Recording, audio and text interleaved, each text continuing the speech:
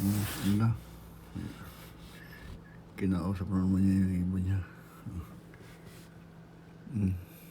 Gutom talaga.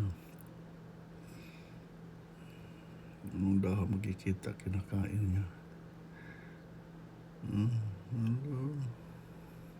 Oh, ay hindi. Tinaboy na yun.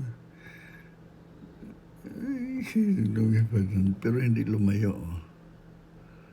Diyan lang yung ibon. Hindi siya lumayo. So, balik tayo. Akala na ka. Balik tayo. Siguro wala ng dahon. Wala siya makain. Oh, umiinom rin ng isno. Parang yung ginawa niyang tubig. Kumaka. Nauuhaw din pala. Oh, kumain ng isno.